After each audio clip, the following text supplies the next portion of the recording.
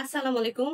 আজকেও চলে আসছে আমার একটা আকর্ষণীয় পার্সেল, আর সেইটা হচ্ছে মিষ্টি জাতীয় কিছু খাবার। আপনারা সবাই জানেন আমি মিষ্টি জাতীয় খাবার অনেক বেশি পছন্দ করি।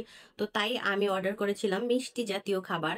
আর বিশেষ করে আমার মেয়ের জন্য। আমার মেয়ে এইসব ভিডিও টিকটকে দেখে একদম পাগল হয়ে গেছে, কবে অর্ডার করবা, কবে পাবা, কবে অর্ডার করবা, কবে পাবা। তো আপু একটু একা মানুষ, সবকিছু সামাল দেয়, তার ছোট একটা বাচ্চা আছে।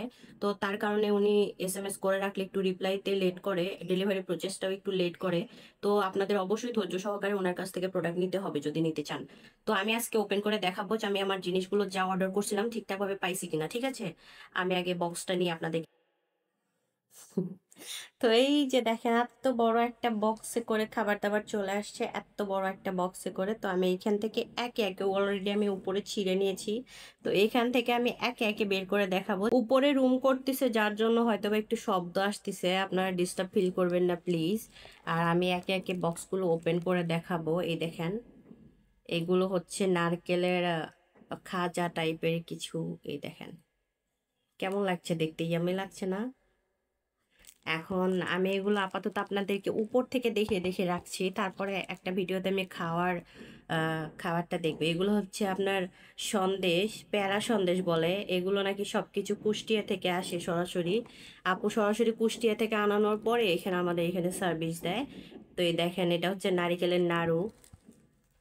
আর এটা হচ্ছে ছানার তৈরি, আপনার হচ্ছে মিষ্টির মতো আর কি, ভেতরে সফট আর উপরে নাকি চিনি দিয়ে কোট করা। তো আমি সবগুলো আগে আপনাদেরকে দেখিয়ে দেই, তারপরে একটা ভিডিওতে খাবার পর দেখিয়ে দেবো। আর এগুলো হচ্ছে তিলের ক্রিস্পি বিস্কিটের মতো। তো এই একটা, আর আছে দুইটা।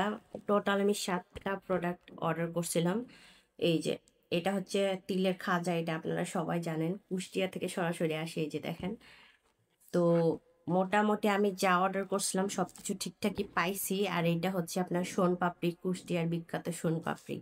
এই যে দেখেন কন্টেনার গুলো জাস্ট অসাধারণ।